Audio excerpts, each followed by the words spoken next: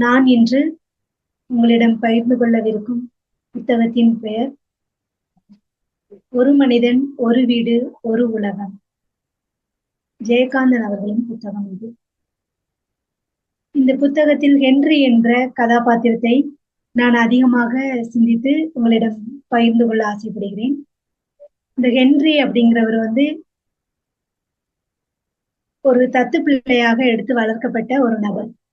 இவர் எந்த சூழ்நிலையில் வளர்க்கப்பட்டு இருப்பார் என்றால், அவருக்கு எந்த ஜாதி மதம் அப்பா அம்மா எந்த இதுவுமே அவருக்கு கிடையாது, என்னன்னு தெரியாது அவருக்கு.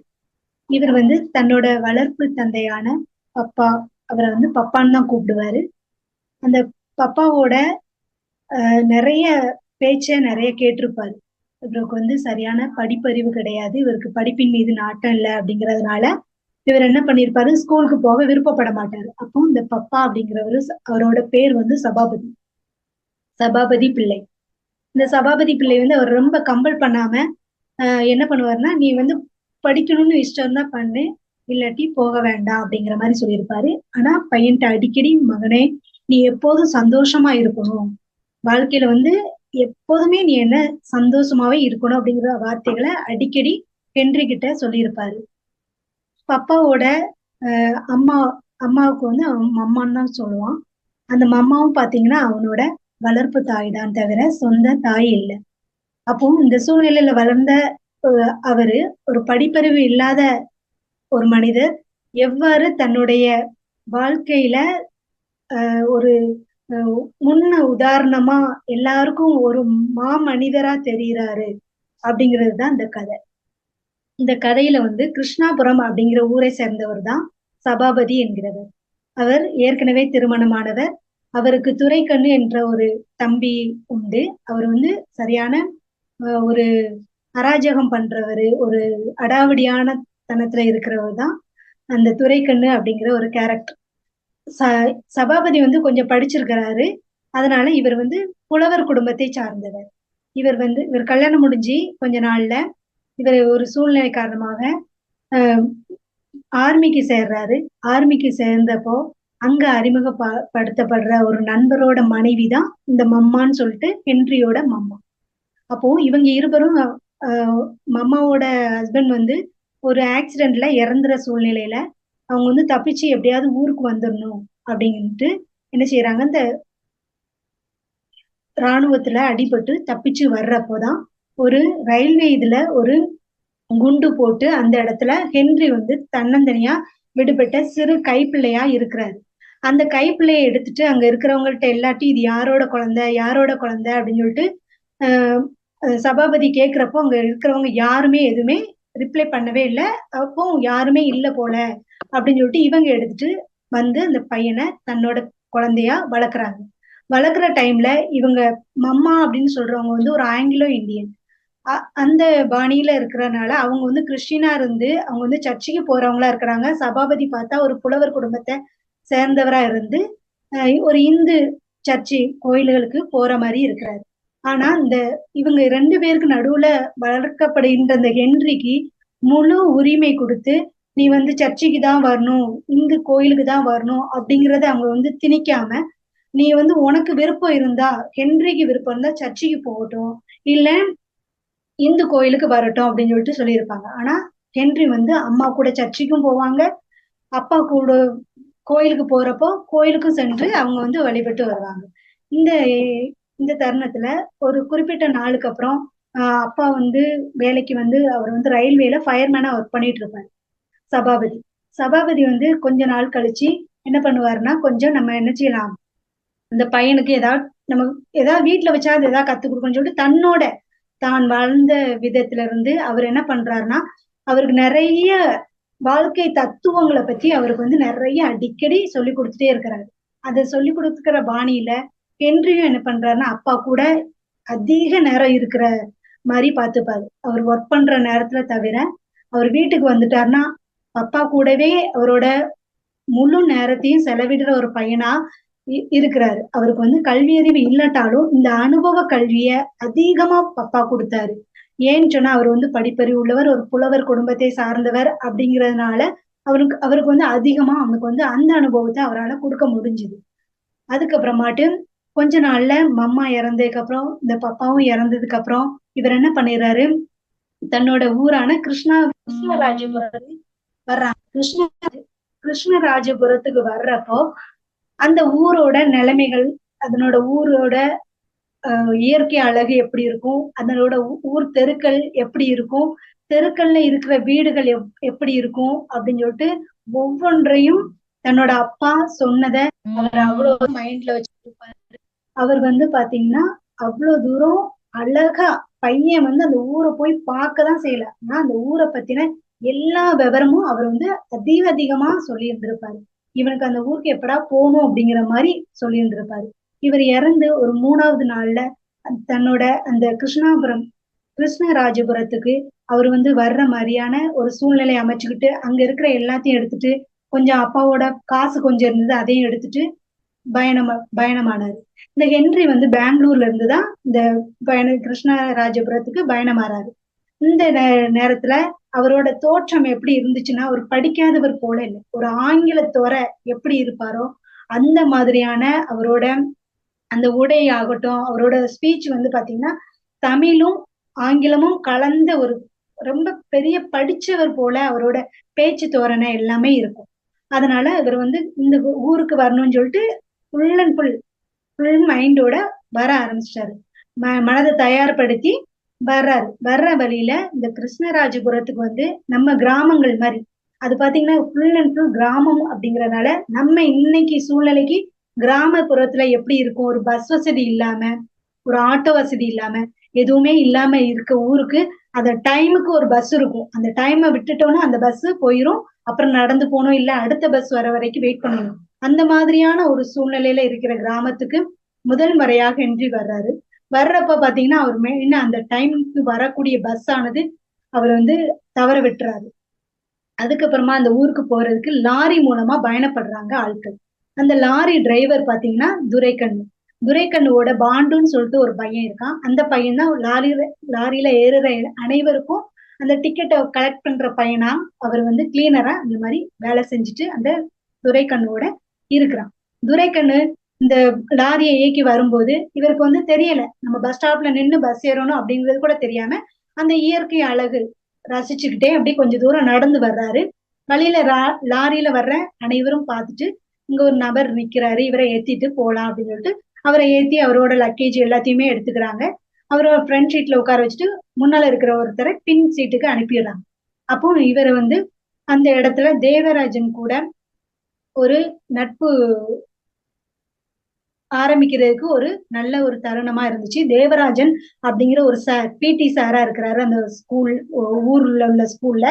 அந்த தேவராஜன் சார் வந்து இவர்கிட்ட கேக்குறாரு, நீங்க எந்த ஊர்ல இருந்து வரீங்க, உங்க பேர் என்ன அப்படின்னு சொல்லிட்டு கேக்குறப்போ இவரு என்னோட பேர் ஹென்ரின்னு சொல்றாரு, அவரு என்னோட பேரு தேவராஜன் சொல்லிட்டு 2 பேருமே அறிமுகம் ஆயிக்கிறாங்க. அவரு பேசுற மொழி தோரணை, அவர் இருந்த இதெல்லாம் கெட்டப்பு, அவரு வெளிநாட்டு தோற அந்த மாதிரி இருக்கிறனால எல்லாருமே அவர் வந்து ஒரு விசித்திரமா பார்த்துட்டே இருக்கிறப்போ அவர்கிட்ட கேட்பாங்க, நீங்க எந்த ஊருக்கு போகணும் அப்படின்னு சொல்லிட்டு கேட்கிறப்போ நான் இந்த மாதிரி கிருஷ்ணராஜபுரத்துக்கு போகணும் அப்படின்னு எல்லாருமே அப்படி ஒரு ஷாக்கிங்கா அவர் வந்து பார்ப்பாங்க. ஏன்னு கேட்டா கிருஷ்ணராஜபுரத்துக்கு யாரு வீட்டுக்கு இவர் போவாரு, இவ்வளவு தோரணையோட வந்திருக்கிறாரு, அப்ப யாரு இந்த அளவுக்கு இவருக்கு ரிலேஷன் இருப்பா அப்படிங்கிற திங்கிங்ல அவரை வந்து கேட்பாங்க. அப்போ இவர் வந்து கிருஷ்ணராஜபுரத்துல வந்து இறங்குற டைம்ல இவர் வந்து சொல்லுவாரு, நான் வந்து இந்த மாதிரி இந்த ஊர் தலைவரை நான் பார்க்கணும் அப்படின்னு சொல்லிட்டு சொல்லுவாரு. அப்போ ஊர் தலைவரை பார்க்கணும்னு இவர் தேவராஜன் கொஞ்சம் படிச்சவர் அப்படிங்கறதுனால அவர்கிட்ட அதிகமா அவர் பேசுறதுக்கு நம்ம பதில் சொல்லிக்குவோம், நம்மளா எதுவும் கொஸ்டின் அவர்கிட்ட வந்து கேட்டு அவரை சங்கடப்படுத்த வேண்டாம் அப்படின்ற மாதிரி இவர் வந்து லைட்டா கேட்டுட்டு விட்டுருவாரு. சரி போகலான்னு சொல்லிட்டு அந்த ஊர் தலைவர் வீட்டுக்கு போகும்போது ஊர் தலைவர் வந்து அந்த வெளியே எங்கேயோ போயிருப்பாங்க. போயிருக்கிற டைம்ல அவங்க மனைவி தான் இருப்பாங்க. அவங்க மனைவி சொல்லுவாங்க, இந்த மாதிரி அவரு வெளியில போயிருக்காங்க, கொஞ்ச நேரம் கழிச்சு வாங்க அப்படின்னு சொன்னோன்னே அப்ப தேவராஜன் சொல்லுவாரு, அப்ப நாங்க நாளைக்கு காலையில வந்து நாங்க வந்து அவரை மீட் பண்ணிக்கிறோம் அப்படின்னு சொல்லிட்டு சொன்ன உடனே சரின்னு சொல்லிட்டு தேவராஜன் சொல்லுவாரு, அப்ப நீங்க என்னைக்கு நைட்டு எங்க வீட்லயே தங்கிக்கோங்க அப்படின்னு சொல்லிட்டு தேவராஜன் தன்னோட வீட்டுக்கு அழைச்சிட்டு போவார். இதுல இந்த ஊர் தலைவரோட மனைவி வந்து உள்ளறைக்கு போய் கிளியம்மாள் அப்படின்னு சொல்லிட்டு அவங்களோட மகள் பேரு அம்மாட்ட போய் சொல்லுவார், இந்த மாதிரி நீ வந்து இந்த மாதிரி தேவராஜன் கூட ஒரு ஆள் போறாரு, அவர் பார்க்க வெளிநாட்டு துறை மாதிரி இருக்கிறாரு, அவர் வந்து பெரிய பணக்கார வீட்டு பிள்ளை அந்த மாதிரி சொல்லிட்டு இருக்காங்க. அப்போ அப்பாவும் அந்த மாதிரி யாருனாலும் இப்படி ஊருக்குள்ள வந்து யார் எவருன்னு தெரியாம தன்னோட வீட்டுல அலோ பண்ணிக்கிறாங்களே அப்படின்ற மாதிரி சொல்லியிருப்பாங்க. ஏன்னா கிராமங்கள்ல அந்த கிராமங்கள்ல எப்படி இருந்துச்சுன்னா ஜாதி மதம் ஜாதி அடிப்படையில தனித்தனியா வைக்கப்பட்டிருந்தாங்க. பிள்ளைவார், நாயக்கமார், ஐயர் அந்த மாதிரி பிரிவினைகளை பார்த்தாங்க. அவங்கவுங்க யார் யாரு ரிலேஷன் வீடோ அவங்க வீட்டுக்கு மட்டும்தான் போக வர அந்த மாதிரி அனுமதிக்கப்பட்டிருந்தாங்க. அப்போ தேவராஜன் வந்து அவரோட வீட்டுக்கு கூட்டிட்டு போயிட்டு தன்னோட மாடி மேல் அறைக்கு வென்றிய கூட்டிட்டு போறாரு. கூட்டிட்டு போறப்போ தேவராஜனோட வீட்டுல யாரெல்லாம் இருக்காங்கன்னா அக்கம்மாள், அவரோட அப்பா, அவங்க அம்மா இறந்துறாங்க. அதுக்கப்புறம் மண்ணாங்கட்டி அப்படின்னு சொல்லிட்டு ஒரு பையனை இந்த வளர்க்குறாங்க. அந்த பையன் வேற ஒருத்தவங்களோட பையன். என்னோட பையன் படிப்புக்காக ஒரு வயது கூழாவது கொடுத்து நீங்க அவனை எப்படியாவது படிக்க வைக்கணும் அப்படின்னு சொல்லிட்டு அவனோட அம்மா வந்து இவங்க வீட்டுல ஒப்படைச்சிட்டு போயிருப்பாங்க. அப்போ கிளியம்மாளோட நம்ம அக்கம்மாளோட தம்பி தான் சாரா இருக்கிறதுனால ஓகேன்னு சொல்லிட்டு இவங்க வீட்டுல வளர்ந்துட்டு இருக்காங்க. அக்கம்மாள் அவங்க வந்து ஒரு 16 வயசுல திருமணம் ஆகி தன்னோட கணவனை இழந்து அந்த சிறு வயதிலே அடுத்து மறுமணம் செய்து கொள்ளாது தேவராஜோட வீட்டிலேயே இருக்கிறனால அக்காவுக்கு இவரோட அம்மா ஸ்தானத்துல இருந்து அவரை பாத்துக்கிறனால தேவராஜன் அவரை அக்கம்மா அக்கம்மானே சொல்லி கூப்பிடுறாங்க. ஊர்ல இருக்கிற எல்லாருக்குமே அக்கம்மானா அவ்வளவு பரிச்சயமா இருக்கிறாங்க. இவங்க தன்னோட விதவை கோலத்துல இருக்கிறனால எந்த வீடுகளுக்கும் போக மாட்டாங்க. தன்னை தனிமைப்படுத்திட்டு தான் வீட்டுல தான் உண்டு தான் வேலை உண்டு அந்த மாதிரியான காரியங்கள்ல ஈடுபடுவாங்க. ஏன்னா நிறைய சாஸ்திர சம்பிரதாயங்கள் பார்ப்பாங்க அப்படிங்கறதுனால இவங்க எந்த வீட்டை விட்டு எங்கேயுமே வெளியில போக மாட்டாங்க. அப்போ ஹென்றி வந்து மேல 2 பேர் இருக்கப்ப டீ கொண்டு போய் மண்ணாங்க டீ கொண்டு போய் கொடுப்பான். குடிச்சிட்டு சரி வாங்க நம்ம ஃப்ரெஷ் அப் ஆயிட்டு வந்து நம்ம வந்து தோட்டத்துல குளிச்சுட்டு வரலாம் அப்படின்னு சொல்லிட்டு தோட்டத்துக்கு போவாங்க. தோட்டத்துல அருமையான ஒரு குளியல் போட்டு நைட்டு வந்து ரூம்ல வந்து இருக்கிறப்போ அங்க ஒரு ஆல்பம் மாட்டியிருக்கும். என்ன ஆல்பம்னா தேவராஜும் அவரோட மனைவியும் இது போட்டோல இருப்பாங்க. அப்போ இவர் வந்து இந்த போட்டோவே ஹென்றி பார்த்துட்டு இருக்கப்போ சொல்லுவாரு தேவராஜன், இவங்க என்னோட மனைவி இப்ப என் கூட இல்ல, அக்கம்மாவுக்கும் அவங்களுக்கும் பிரச்சனைனால இப்போ அவங்க அம்மா வீட்டுல இருக்கிறாங்க அப்படின்னு சொல்லிட்டு ஷார்ட்டா சொல்லி முடிச்சிருப்பாரு. அப்போ நீங்க வந்து யாரு என்ன விவரம்னு கேட்கும்போது இந்த தேவராஜனோட வீட்டுக்கு எதிர்த்த வீட்டுலதான் இந்த ஹென்ரியோட அப்பா சபாபதி வாழ்ந்த வீடு இருக்கு. அந்த வீடு ஒரு பூட்டப்பட்ட நிலையில இருக்கு. அப்ப இந்த வீடு ஏன் பழைய வீடா இருக்கு, பூட்டின வீடா இருக்கு, யாருமே இல்லை அப்படின்னு சொல்லிட்டு ஹென்றி கேட்கிறப்போ எனக்கும் இது தெரியாது, நானும் அந்த வயசுல சின்ன வயசு பையன்தான், ஆனா சொல்றத கேள்விப்பட்டிருக்கேன். இங்க வந்து ஒரு பரிகாரி இருப்பான், நான் சலூன் பண்ற ஒருத்தர் பைத்தியக்கார மாதிரி ஆகி இந்த இடத்துல தூக்கு மாட்டி இந்த வீடு என்ன செஞ்சிருச்சு, ஒரு பாலடைஞ்ச பங்களா மாதிரிதான் இருக்குது, இது ஒரு பேய் வீடுன்னு கூட சொல்லி இத அபசகனமா இது பண்ணி யாருமே அந்த வீட்டுல வந்து யாரு கண்டுக்கிறதே இல்லை, யாரும் அந்த வீட்டுல பூட்டின கதவை திறக்கவும் இல்லை அந்த மாதிரி சொல்லி அவருக்கு தெரிஞ்ச கதையே சொல்லுவாரு. அப்போ அந்த சலூன்காரனோட பையனோட பேரு பழனிதானன்னு சொல்லிட்டு ஹென்றி கேட்பாரு. ஹென்றி கேட்டோன்னே எனக்கே தெரியாது உங்களுக்கு எப்படி தெரியும் அப்படின்ற மாதிரி யோசிச்சுட்டு அக்கமாட்ட கேட்கணும். ஆமா தம்பி அவரோட பேரு பழனிதான், அந்த பையனுக்கு எப்படி தெரியும்னு தெரியலையே அப்படின்னு சொல்லிட்டு சொல்றப்போ தேவராஜன் வந்து அடிக்கடி அந்த வீட்டை விட்டு வெளியில போறது வர்றதுமா, நம்ம எங்கேயும் போனாலும் ஒரு அபஸ்வனமா ஒரு வீடு பூட்டி இருக்கு ஏத்து வீடு அப்படிங்கறத இருக்கிறதுனால அவங்களோட காம்பவுண்ட் வால்ல உயரமா கட்டி அந்த வீடு தெரியாத அளவுக்கு வச்சிருக்கிறேன் அப்படின்னு சொல்லிட்டு அந்த விஷயத்தையும் அவர் சொல்லுவாரு. இவர் வந்து தன்னோட பப்பாவை நினைச்சுக்கிட்டு அவர் கொடுத்த அந்த பத்திரங்கள் இது எல்லாத்தையும் தன்னோட கையில இருக்கிறது எல்லாத்தையும் தான் பாக்கெட்ல வச்சிருக்க சாவியை கூட தொட்டு பார்த்து பப்பா அப்படின்னு சொல்லிட்டு அவரோட ஞாபகத்தை வெளிக்கொணர்ந்து அப்படி யோசிச்சுட்டு இருப்பாரு. இந்த இதுல பப்பா வந்து ஒரு விஷயம் சொல்லியிருப்பாரு. என்னன்னா, நானும் உன்னோட மம்மாவும் சேர்ந்து வாழ்றதுக்கு முன்னால நாங்க 2 பேரும் கல்யாணம் முடிக்காம சேர்ந்து வாழ்றதுக்கு முன்னாலேயே எனக்கு திருமணம் ஆயிருந்தது. கிருஷ்ணராஜபுரத்துலதான் நான் வந்து என்னோட திருமண வாழ்வு ஆரம்பிச்சது. என்னோட சொத்துக்களை 2ஆ பங்கு வச்சு என்னோட தம்பி துரைக்கண்ணுக்கு பாதி சொத்தை நானும் அனுபவிச்சு வந்துட்டு இருந்தோம். என்னோட மனைவி வந்து இந்த சலூன்காரன் அப்படின்னு சொல்லப்படுற இந்த பரிகாரியோட பழக்கமாகி அவர் வந்து என்ன செய்யறாரு, அந்த அம்மா ஒரு 5 மணிக்கு பால்காரன் வருவான், அன்னைக்குன்னு பார்த்தா 3 மணிக்கு என்னோட மனைவி வந்து எழுந்திரிச்சு எல்லாம் ரெடி ஆயிட்டு பின் வாசல் கதவை திறக்கிறதா பார்த்தேன். டைம் பார்த்தேன், மணி 3 தான் அந்த மாதிரி இருந்துச்சு. இவ்வளவு நேரத்துக்கு எங்க போவாங்க அப்படின்னு சொல்லிட்டு யோசிச்சுட்டு இருக்கும்போது அவங்க ஒவ்வொரு வேலையும் செய்யறப்போ மெதுவாவே செஞ்சாங்க. எந்த சத்தமும் வெளியில கேட்காத அளவுக்கு பின் கதவை திறக்கிறத நான் நோட் பண்ணேன். போய் பின் பக்கமா பாக்குறப்போ அவங்கள்ட்ட இருந்து 2 லக்கேஜ் பை இன்னொருத்தர்கிட்ட சுவரு வழியா குடுக்கறத பார்த்தேன் அப்படின்னு சொல்லிட்டு சொல்றாரு. அப்போ அந்த இன்னொரு கை வாங்கி அந்த பக்கம் வைக்கிறது யாரா இருக்கும் அப்படின்னு சொல்லிட்டு பார்த்தப்போ அதுதான் அந்த சலூன்கார பரிகாரி பழனி. இவங்க 2 பேரும் தோட்டத்தை தாண்டி வெளியில ஒண்ணா போயிட்டு இருக்கத பார்த்தேன். ஆனா என்ன நான் நினைச்சிருந்தேன்னா அவங்க 2 பேரையும் சத்தம் போட்டோ இல்ல அவங்க 2 பேரையும் ஊர்க்காரங்க முன்னிலையில எல்லாரையும் சத்தம் போட்டா அவ்வளவு பேரை வந்து பிடிச்சிருப்பாங்க. ஆனா நான் வந்து அவங்கள அப்படியே நான் வந்து என்ன செஞ்சேன் போக அனுமதிச்சேன். போக அனுமதிச்சுட்டு நான் வந்து வீட்டுக்குள்ள வந்து உட்கார்ந்து யோசிச்சுட்டு இருக்கும்போது எனக்கு ஒரு யோசனை வந்துச்சு. நம்ம இனிமேல் காலையில வந்து எல்லாம் தெரிஞ்சிருமே மக்கள், ஊர் மக்கள் அனைவருக்கும் நம்ம இப்படி என்னோட மனைவி வந்து பழனி கூட இந்த மாரி போயிட்டாளாம் அப்படின்ற விஷயம் தெரிஞ்சிருமே என்று அவரு எண்ணிக்கொண்டு, தன்னோட தனக்கு தேவையான சொத்து பத்துக்கள், இருந்த பணங்கள் எல்லாத்தையும் ஒரு பெட்டியில எடுத்து போட்டு, தானும் அந்த இடத்த விட்டு போயிரணும். போயிட்டா 2 பேருமா கொ என்ன ஊர விட்டு போயிருக்காங்க அப்படின்ற ஒரு தோரணை இருக்கும்ல. அந்த பேரோட போயிரலாம் அப்படின்னு சொல்லிட்டு, நானும் அதோட வந்துட்டேன் அப்படின்னு சொல்லிட்டு, ஒரு தடவ ஹென்றி கிட்ட இந்த இந்த கதைய, இந்த வாழ்க்கைய பத்தி அவர் வந்து ஷேர் பண்ணிட்டு இருப்பாரு. இது உன்னோட மம்மாவுக்கு கூட தெரியாது அப்படின்னு சொல்லிட்டு இருந்தத ஹென்றி அந்த நேரத்துல ஞாபகப்படுத்தி பார்ப்பாரு. அடுத்த நாள் காலையில அவர் வந்து திரும்ப ஊர் தலைவரை போய் பார்க்க போகும்போது, அவர் அன்னைக்கும் வெளியில வேற ஒரு வேலையா போயிருப்பாரு. அதனால இவங்க அப்போ நம்ம திரௌபதி அம்மன் கோயில், அந்த கோயில் கிட்ட அன்னைக்கு சந்தை நடக்கிறனால அந்த ஊரு போய் நம்ம போய் சுத்தி பார்த்துட்டு வருவோம் அப்படின்னு சொல்லிட்டு தேவராஜன் அவரை கூட்டிட்டு போறாரு. கூட்டிட்டு போகும்போது அங்க ஒரு கிழங்கு வித்துட்டு இருக்க ஒரு அம்மா கப்ப கிழங்கு சொல்லுவாங்கல்ல, அந்த மரவள்ளி கிழங்கு வித்துட்டு இருக்க அம்மா, அத ஒடிச்சு அவர்ட்ட சாப்பிட குடுக்குறாங்க. ஏன்னா, அவர் வந்து வெளிநாட்டுக்காரர் மாரி இருந்ததுனால, இந்த அம்மாவே இவரெல்லாம் இந்த சாப்பிட்டுருக்க மாட்டாரு அப்படின்னு சொல்லிட்டு ஒடிச்சு குடுத்துட்டு இருப்பாரு. அவரு அத வாங்கிக்கிட்டு பர்ஸ பாப்பாரு. அவர் வந்து கையில பர்ஸ் வச்சிருந்திருக்க மாட்டாரு. அப்ப தேவராஜன் வந்து சொல்லுவாரு, "இந்த கிழங்குக்கு நீ எவ்வளவு காசு வாங்குன? அ எவ்வளவு வேணும் உனக்கு?" அப்படின்ற மாரி தோரணையில கேட்பாரு. அப்ப அந்த கிழங்கு விக்கிற அம்மா சொல்லும், "எனக்கு ஒண்ணும் காசெல்லாம் ஒண்ணும் வேண்டாம். அவரு சாப்பிடட்டும்னு தான் குடுத்தேன். சரியா?" அப்படின்னு சொன்ன உடனே தேவராஜனுக்கு மூஞ்சி ஒரு மாரி ஆயிரும். அதுக்கப்புறமா இவங்க 2 பேரும் பழையபடி வீட்டுக்கு வந்துடுறாங்க. வீட்டுக்கு வந்தப்போ அங்க வயல்வெளியில பாக்குறாங்க. நெறைய பேர் கஞ்சி, கூழ், அந்த கம்பங்கூழ் அத வச்சு சாப்பிட்டுட்டு இருக்கப்போ, அவங்க இது என்ன சாப்பிடுறாங்க அப்படின்னு சொல்லிட்டு கேட்கிறாரு ஹென்றி.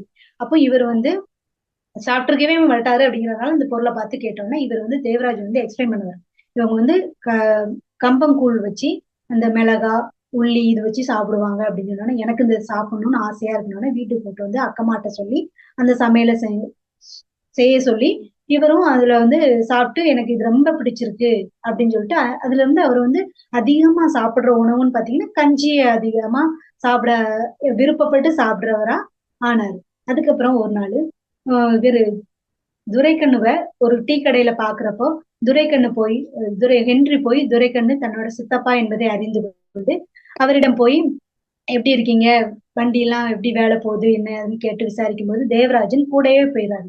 அது ஒரு டீ கடை. அந்த டீ கடைக்கு தேவராஜன் இது வரைக்கும் போனதே கிடையாது. அப்போ துரெல்லாம் இப்போ பெரிய பெரிய ஆட்கள் கூட தான் டீ குடிக்கவே வர்றது போல அப்படின்ற மாதிரி சொல்லி கேட்கும்போது அவர் சொல்லுவாரு அப்படிலாம் ஒண்ணும் இல்லை அப்படின்னு சொல்லிட்டு தேவராஜனை பத்தி சொல்லும்போது கிண்டல் பண்ணுவாரு. அது ஒண்ணும் இல்லை அப்படின்ற மாதிரி சொல்லி முடிச்சிருவாரு. அதுக்கப்புறம் திருப்பி இவங்க தேவராஜன் வந்து அஹ் இவரு நம்ம ஊர் பெரியவரை பாக்குறதுக்கு 3வது நாளா இவரை கூட்டிட்டு வர்றப்போ ஊர்காவல் பொது அந்த பெரியாள் முன்னால நிறைய ஒரு 4 பேர் ஐயர், அப்புறம் ஒரு நாயக்கர், அப்புறம் ஊர் தர்மகர்த்தா அப்படியே ஒரு 4 பேர் வச்சு இந்த சொத்துக்கு உண்டான ஒரு பஞ்சாயத்து அவங்க வந்து கூட்டுறாங்க. அப்ப என்னன்னு சொல்லிட்டு ஹென்ரிட்ட கேட்கும்போது இந்த மாதிரி இந்த தேவராஜன் வீட்டுக்கு ஏத்த வீடு இருக்குது. அது என்னோட அப்பாவோட வீடு.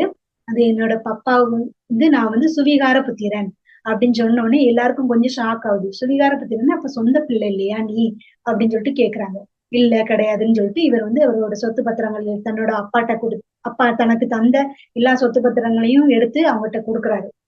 அவங்க அதை செக் பண்ணி பார்த்துட்டு ஆமா இது வந்து இவங்களோட உண்மையான சொத்து பத்திரங்கள் தான் அப்படின்னு சொல்லும்போது அப்போ இந்த பஞ்சாயத்துக்கு வந்து நம்மளுக்கு மெயினா வந்து அவரோட சித்தப்பாவையும் வர வச்சிருப்பாங்க. துரைக்கண்ணும் வந்திருக்கும் போது துரைக்கண்ணு அவரை பார்த்துட்டு ஆஹ் ஊர்க்காரங்க என்ன நினைச்சாங்கன்னா இவருக்கு வந்து துரைக்கண்ணுக்கு சப்போர்ட் பண்ணணும். ஏன்னா துரைக்கண்ணுவோட பாதி சொத்தும் எல்லாமே வித்தாயிடுச்சு. இனி இருக்கிற இந்த சொத்தாவது துரைக்கண்ணுக்கு ஏதாவது என்ன பிரயோஜனப்படணும் அப்படிங்கிற மாதிரி ஊர்க்காரங்க எல்லாம் துரைக்கண்ணுக்கு சப்போர்ட்டிவா ஏதாவது பண்ணணும், அவருக்கு ஏதாவது கொஞ்சம் சொத்தாவது வாங்கி கொடுக்கணும். அப்புறம் இந்த பையன் வந்து திடீர்னு வந்து இது பண்ணனால நம்ம ஃபுல்லாமே அவன்கிட்ட கொடுக்க முடியாதுல்ல அப்படின்ற ஒரு மனநிலையோட இருக்கிறப்போ துரைக்கண்ணு சொல்லுவாரு, அது வந்து என்னோட அண்ணனோட சொத்து. நான் இவ்வளவு நாள் பராமரிச்சுட்டு இருந்தேன். அது வந்து எங்க அண்ணனே அவரோட புள்ளன்னு சொல்லிட்டு அவர அனுப்பியிருக்காரு. அதனால அந்த சொத்துகள் எல்லாத்தையுமே நான் அவருக்கே குடுக்குறேன் அப்படின்னு சொல்லிட்டு சொல்லிருவாரு. அப்ப எல்லாரும் ஷாக் ஆயிரும். என்ன இவரு இப்படி பேசுறாரு? இவருக்கு நம்ம ஏதாவது பரிஞ்சு பேசலாம் அப்படின்னு சொல்லிட்டு பார்த்தா, இவர் இப்படி பேசிட்டாரே அப்படின்னு சொல்லிட்டு எல்லாருக்கும் ரொம்ப ஆச்சரியமா இருக்கும். அவர் ஒரு முரட்டுத்தனமான ஆளு. இப்படி ஒரு மனிதர் அவருக்குள்ள இருக்காரா? அப்படின்ற மாரி ஒரு பெரிய மனிதர் தோரணையில அவங்க எல்லாருமே அவர ஆச்சரியமா பார்க்க ஆரம்பிப்பாங்க. அதுக்கப்புறமா இவங்கலாம் பார்த்துட்டு இருக்க தோரணைய பார்த்தா, இவங்க இப்போதைக்கு இது பஞ்சாயத்தா முடிக்கிற மாரி தெரியல. அப்படின்னு சொல்லிட்டு இவரு என்ன சொல்லிர்றாரு, இந்த மாரி எழுதிருங்க. இவரோட பிள்ளை, இவரோட சொத்துக்கள் அனைத்தும் அவருக்கு தான் சொந்தம் அப்படிங்கிற மாரி எழுதிருங்கன்னு சொல்லிட்டு இவர் சொல்ல சொல்ல தேவராஜன் எழுத ஆரம்பிச்சுறாரு. எழுதி எல்லாம் முடிச்ச உடனே ஹென்றி கையெழுத்து போடுற நேரத்துல இவங்க கோயில் பெரியவர்கள் அவங்க ஊர் பெரியவர்கள் எல்லாம் சொல்றாங்க, உன்னோட அப்பா போட்டோ எதுவும் இருக்குதா? ஏன்னா இவரை வந்து கண் அவங்களுக்கு இன்னும் வந்து ஒரு உறுதியே வரல. அப்போ அவரோட பையில இருக்க அப்பா போட்டோ காமிச்ச உடனே அவங்களோட மம்மா வந்து ஆங்கிலோ இந்தியன். அந்த அவங்கள வந்து சட்டைக்காரின்னு தான் சொல்லுவாங்க. அப்போ இந்த பப்பாவும் அம்மாவும் இருக்கிற போட்டோவை பார்த்து இந்த ஐயர் பார்த்துட்டு மூஞ்சி சுளிக்கிறாரு. என்ன சட்டைக்காரியா அப்படிங்கிற மாதிரி சுளிக்கிறாரு. ஆமா இவங்கதான் என்னோட அப்பா அம்மா அப்படின்னு சொல்லிட்டு சொல்லும்போது உங்களோட அம்மாவுக்கு கல்யாணம் எப்ப ஆச்சு? அப்பா அம்மாவுக்கு எப்ப கல்யாணம் ஆச்சு? இவங்களோட மனைவி இவங்க இல்லையே அப்படின்னு சொல்லிட்டு பஞ்சாயத்துக்காரங்க எல்லாம் கொஞ்சம் கொஞ்சமா இது பண்ணி கேட்கும்போது துரைக்கண்ணுக்கு கோவம் வந்துருது. யாரோட பிள்ளை யாருன்னு யாருக்கு தெரியும்? அது என்னோட அண்ணன் பிள்ளைன்னு சொல்லிட்டு எங்க அண்ணனே சொல்லியாச்சு. இதுக்கப்புறம் என்ன கேள்வி வேண்டியிருக்கு அப்படின்னு சொன்னா எல்லாம் கொஞ்சம் ஷாக் ஆயிட்டு சரி தம்பி கையெழுத்து போடலாம் அப்படின்னு சொல்லிட்டு கையெழுத்து போட போகும்போது ஹென்றி சொல்லுவாரு, இந்த சொத்துக்கள் அனைத்துமே என்னோட சித்தப்பா துரைக்கண்ணுட்டே இருக்கட்டும். எனக்கு வந்து அந்த சொத்துக்கள் எதுவுமே வேண்டாம். என் பப்பா வாழ்ந்த அந்த ஒரு வீடு மட்டும் எனக்கு போதும் அப்படின்னு சொல்லிடுவாரு. இவங்களுக்கு அடுத்து ஷாக் ஆயிரும். ஏன்பா அப்படி சொல்றாரு? இல்ல நீங்க எல்லாருமே என்னோட பப்பாவோட பிள்ளை நான் அப்படிங்கறது ஏற்றுக்கொள்ளணும் அப்படிங்கறதுனாலதான் நான் இவ்வளவு நேரம் நான் வந்து அமைதியாவே இருந்தேன். என்னோட அமைதிக்கு காரணம் அதான். இப்ப நீங்க அதுவே ஏத்துக்கிட்டீங்க அப்படிங்கறதுனால எனக்கு இந்த சொத்துக்கள்லாம் எதுவுமே வேண்டாம் அப்படின்னு சொன்னோன்னு இவங்க திருப்பி திருப்பி ஹென்ரியும் பார்க்காங்க, துரைக்கண்ணுமையும் பார்க்காங்க. என்னடா இவன் வேண்டான்னு சொல்லிட்டான், அவன் வேண்டான்னு சொல்லிட்டான் அப்படின்னு சொல்லிட்டு ஒருத்தருக்கு ஒருத்தர் இதாயுது. அப்ப எழுதுனது எழுதுனதாவே இருக்கட்டும். துரைக்கண்ணு வந்து மீதியான சொத்துக்களை எல்லாம் பராமரிச்சுக்கிட்டு இருக்கட்டும் அப்படின்னு சொல்லிட்டு பஞ்சாயத்துல தீர்ப்பு எழுதி எல்லாத்தையும் கையெழுத்து வாங்கி இது பண்ணிடுவாங்க. அதுக்கப்புறமாட்டு இந்த ஹென்ரிய என்ன பண்ணுவாரு சித்தப்பா, வா நம்ம வீட்டுக்கு போகலாம் அப்படின்னு சொல்லிட்டு சொல்லுவாரு. இவரோட ஊர் வந்து குமாரபுரம். குமாரபுரம் தன்னோட மாமியார் வீட்டுல இவர் வந்து குடித்தனம் ஆயிடுவாரு. இவரோட சொத்து பத்துக்களை எல்லாத்தையும் வித்துட்டனால இவர் வந்து மாமியார் வீட்டோட போயிடுவாரு. இவருக்கு 5 ஆண் குழந்தை, ஒரு பெண் குழந்தை இருக்கு. அப்போ இவர் வந்து வாங்கி போகும்போது தேவராஜன் வந்து என்ன இப்படி டக்குன்னு இவரை கூட்டிட்டு போக பாக்குறாரு அப்படின்ட்டு ஒரு லைட்டான ஒரு சிந்தனை வரும். அப்போ நான் நாளைக்கு வரேன் சித்தப்பான்னு சொல்லிட்டு மறுநாள் அவரோட வீட்டுக்கு போறாங்க. அங்க அவங்களோட உபசரிப்பு எல்லாமே பார்த்து அவர் வந்து அப்படியே மெய் சிலிர்த்து போறாரு. ஏன்னா கிராமங்கள்ல இவ்வளவு அழகா நம்மளை கவனிக்கிறாங்க. அவரோட அந்த பேச்சு, அவங்களோட பரிமாறுற விதம், அவங்க கொடுக்குற உணவுகள், அவங்க காட்டப்படுகிற அன்பு எல்லாமே ஒரு புது விதமா இருந்தோன்னே அவருக்கு ரொம்ப பிடிச்சு போச்சு. அதுக்கப்புறமேட்டு ஒரு 3 நாள் தன்னோட சித்தப்பா வீட்டிலேயே இருக்கிறாரு. அதுக்கப்புறம் 3 நாளைக்கு அப்புறம் தேவராஜன் வந்தவரு இவர் ஹென்ரிய பார்க்காம அவருக்கு இருக்க முடியல. தன்னோட நட்பு அதிகமாயி அவரோட ரொம்ப ஃப்ரெண்ட்ஷிப் வச்சுக்கிட்டனால இவரை வந்து எப்படியா போய் பார்க்க போகணும்னு சொல்லிட்டு 3வது நாள் இவர் வந்து பார்க்க வருவார். பார்க்க வர்றப்போ இந்த ஊர் பெரியவர் வந்து குமாரபுரத்துல வந்து இந்த மது காய்ச்சி குடிப்பாங்க. அந்த இதுக்காக இவர் வந்து குமாரபுரத்துல வந்து மது காய்ச்சி இவர் என்ன செஞ்சிருவாங்க, போலீஸ் ஸ்டேஷன்ல இவரை பிடிச்சிட்டு போயிருவாங்க ஊர் பெரியவர். அப்ப அந்த ஊர் பெரியவரை எப்படியாவது நம்ம வந்து காப்பாத்தி வீட்டுக்கு அனுப்பி விடணும்னு சொல்லிட்டு போலீஸ் ஸ்டேஷன் போயிட்டு நம்ம துரைக்கண்ணு, ஹென்றி, தேவராஜன் இவங்க 3 பேரும் போயிட்டு வீட்டுக்கு அனுப்பி விட்டுருவாங்க. அவரை அப்படியே போலீஸ் ஸ்டேஷன்ல பேசி வீட்டுக்கு அனுப்பி விட்டுருவாங்க. வீட்டுக்கு போனதும் அங்க அவரோட மனைவி நாகம்மாள் வந்து இவரை வந்து ரொம்ப தரக்குறைவா பேசுவாங்க. ஏற்கனவே அவர் வந்து மாட்டிட்டோம் அப்படின்ற ஒரு ஃபீல்ல இருப்பாரு. நல்ல மனிதர். அவரு வீட்டுக்கு வந்தோடனே மனைவியும் அவர் வந்து தகாத வார்த்தைகள் பேசுறதை அவரால் தாங்கிக் கொள்ளவே முடியாது. அப்போ ரூம்குள்ள போயிட்டு கதவை பூட்டிடுவாரு. அப்போ இந்த மனைவி நான் கிளியம்மான்னு சொல்லிட்டு மகள் இருக்கிறாள். அவளு வந்து டெலிவரிக்காக வந்திருப்பா. அவள் குழந்தை பிறந்திருக்கும். அவளை வந்து அவ வீட்டுக்காரன் வந்து பார்க்க வந்திருக்கவே மாட்டான். அப்போ அந்த கிளியம்மாள் வந்து அம்மா கிட்ட சொல்ற, ஏன் நீ அப்பாவை இப்படி திட்டுற? அப்பா எவ்வளவு இது நாள் வரைக்கும் ஏதாவது தப்பு செஞ்சிருக்கிறாரா? ஏதோ தெரியாம செஞ்சுட்டாரு விட அப்படின்னு. உனக்கு என்ன தெரியும்? நீயே உன்னோட குழந்தை பெற்றிருக்க உன் புருஷனே உன்னை வந்து பாக்கல, நீ எல்லாம் பேசுறியா அப்படின்னு சொல்லிட்டு அவ மகள்கிட்ட அவங்க வந்து சண்டைக்கு போறாங்க. திருப்பி என்ன பண்றாங்கன்னா இப்போ அவங்க அப்பாவை போய் சாப்பிட கூட்டிட்டு வா அப்படின்னு சொன்னோன்னே இவர் கதவு திறந்து அப்பாவை சாப்பிட கூட்ட கிளியம்மாள் உள்ள போகும்போது அங்க பார்த்தா அவர் வந்து தூக்குல தற்கொலை பண்ணி செத்து இருந்திருப்பாரு. அப்போ அதுக்கப்புறம் திருப்பி வந்து அந்த அவருக்குள்ள நல்ல காரியங்கள் எல்லாம் அவர் அடக்கம் பண்ற மற்ற வேலைகள் எல்லாம் பார்த்துட்டு ஊர் பொதுமக்கள் எல்லாருமே பேசிட்டு இருக்கும்போது ஹென்றி வந்து இந்த வீட்டை வந்து புது வீடா மாத்தணும், நம்ம அப்பா இருந்த காலத்துல எப்படி இருந்ததோ புழக்கத்துல இருந்ததோ அது மாதிரி மாத்தணும் அப்படின்னு சொல்றப்போ இந்த ஊர்க்காரங்க எல்லாருமே ஹென்றி வந்து புது ஆளா இருந்தாலும் அவரு வந்து பேசுற விதம் நடந்துக்கிற விதம் அந்த ராஜ தோரணையிலே ஆங்கில ஒரு ஆங்கிலேயர் தோரணையிலே இருந்து அவங்கள்ட்ட பேசுறது பழகுறது எல்லாமே பிடிச்சிருக்கும். அப்போ அந்த ஊர்க்காரங்க எல்லாருமே தன்னோட பையன் அப்படிங்கிற மாதிரியே அவர் என்ன செஞ்சிருப்பாருன்னா அந்த ஹென்ரிக்கு உண்டான வேலைகள் எல்லாத்துக்கும் ஹெல்ப் பண்ணுவாங்க.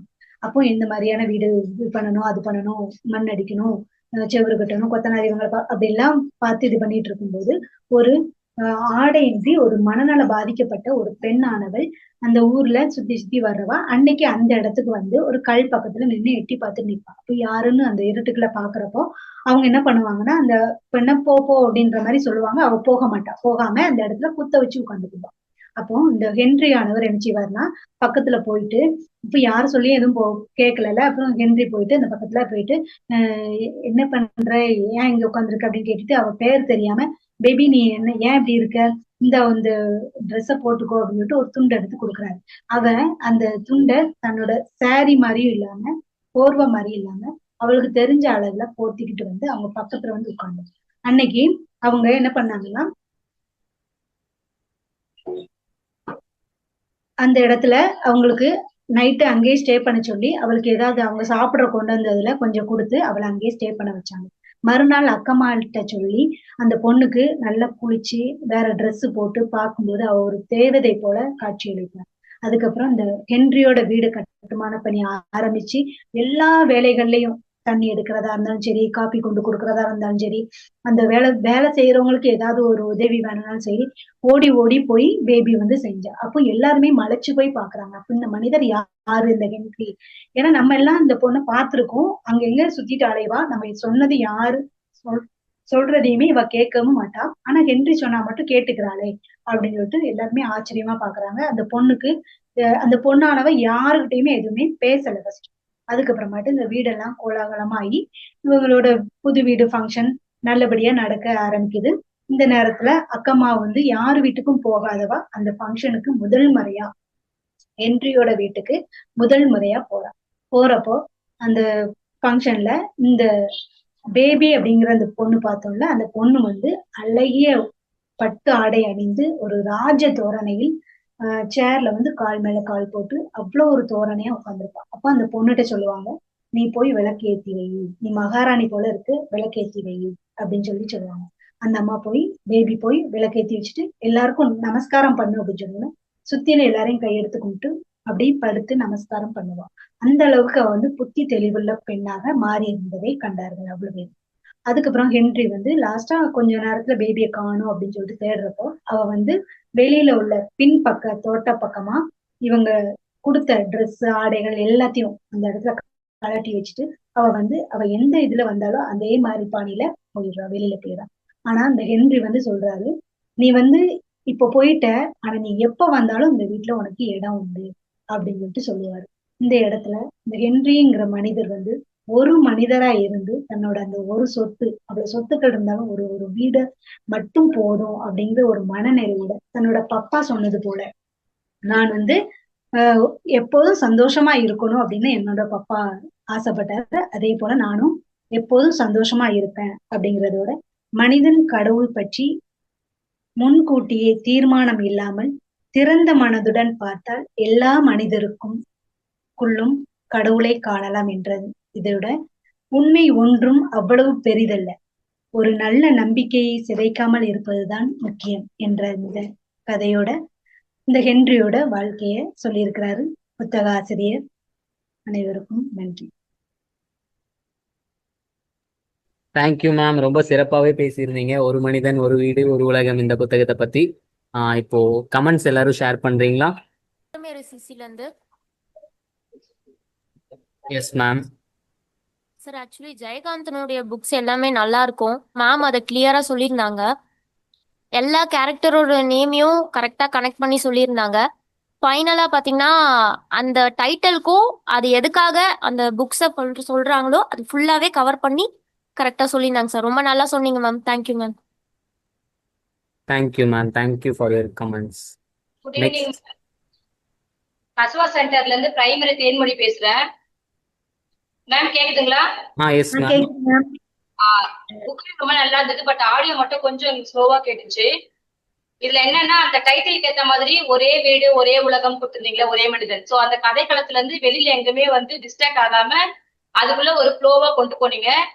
லாஸ்டா சொன்ன விஷயம் ரொம்ப நல்லா இருந்துச்சு. நம்ம செய்யற ஒரு செயலுமே வந்து ஏற்கனவே கடவுளால நிர்ணயிக்கப்பட்ட வேலைதான். சோ நம்ம நினைச்சுக்கிறோம் இதை நான் பண்ணினேன், இதை நான் பண்ணேன், அப்படி கிடையாது. நம்ம தான் பண்ணணும்ன்றது முன்னாடியே ஒரு டிசைட் பண்ணி வச்சிருக்காங்க கடவுள். சோ அவங்க என்ன நினைச்சாங்களோ அதை தான் நம்ம பண்ணிட்டு இருக்கோம். சோ நம்ம செய்யற எல்லா செயலுக்கும் அவர் தான் காரணம் அப்படின்னு சொன்னது ரொம்ப நல்லா இருந்துச்சு. அந்த ஒரே கேரக்டர், அந்த 3 கேரக்டர் 4 கேரக்டர் சொல்லி அந்த ஸ்டோரி வந்து ரொம்ப அழகா பண்ணீங்க. Thank you. Thank you ma'am. Thank you ma'am. Thanks for sharing. Okay, next யாராச்சும் கமெண்ட் ஷேர் பண்றீங்களா? வணக்கம் மேம். ரவணி சிசில இருந்து ஜெயசுதா பேசுறேன். ஏற்கனவே நல்லா ப்ராக்டிஸ் பண்ணிட்டே இருந்தாங்க. இன்னைக்குமே ஃபுல்லாவே பார்த்துருந்தாங்க. ரொம்ப தெளிவா பேசுறாங்க. ரொம்ப கேட்கறதுக்கும் ஒரே ஃப்ளோவா கரெக்டா கதை முடிச்சது. அதே மாதிரி கருத்துக்களும் கரெக்டா முடிச்சாங்க சார். ரொம்ப சந்தோஷம். Thank you sir. Thank you ma'am. Thanks for sharing. Okay, city ஆஃபீஸ்ல இருந்து யாராச்சும் கமெண்ட் ஷேர் பண்றீங்களா? Other centres?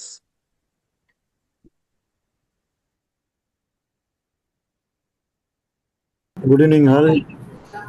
மேம் நல்லா பேசினாங்க. பட் ஆனால் சீக்கிரமாக முடிச்சிட்டாங்க. ஏன்னா முரளி சார் இப்போ தான் ஜாயின் பண்ணலான்னு பார்த்தாரு. ஒரு டோனர் வந்திருந்தாரு. அவர் ஜாயின் பண்ணுறதுக்குள்ளே இங்கே முடிஞ்சிருச்சு. சரிங்களா?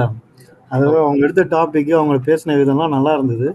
ஏன்னா நம்ம யூஸ்வலி இந்த தமிழ்நாடோட இந்த பக்கத்துலேருந்து லாங்குவேஜ் ஒரு ப்ரொனன்சியேஷன் கேட்போம். அவங்க அங்கே தென்காசிலேருந்து வர ஒரு லாங்குவேஜில் கேட்குறது கொஞ்சம் நமக்கு இந்த வாட்டி ஒரு டிஃப்ரெண்ட்டாக இருந்தது. அதர்வைஸ் புக்கில் இருக்கிறதையும் ரொம்ப மினிமலாக எக்ஸ்பிளைன் பண்ணிட்டாங்கன்றது ஒரு ஃபீல். அதர் தென் அவங்க பேசின ஃப்ளோ, அந்த மற்ற விஷயங்கள் எல்லாம் மெச்சூர்டாக ஹேண்டில் பண்ண விதங்கள் எல்லாம் நல்லா இருந்ததுப்பா. Thank you. Thank you sir. Thank you sir. Okay ma'am, thank you. வேற யாரும் கமெண்ட் ஷேர் பண்ணலான்னு நினைக்கிறேன். இந்த புக் ரிவ்யூ வந்து ரொம்ப சூப்பராகவே போச்சு. நிறைய விஷயங்கள் சொல்லியிருந்தீங்க. ஸோ இதில் வந்து ஒரு மனிதன் ஒரு வீடு ஒரு உலகம் அந்த புக்கில் பற்றி பேசிட்டு இருந்தப்போ ஒரு வாழ்க்கை பயணத்தை வந்து ஒரு சிறப்பாக வந்து நீங்கள் சொல்லியிருந்தீங்க. Thank you ma'am. Thank you so much. Okay, thank you all.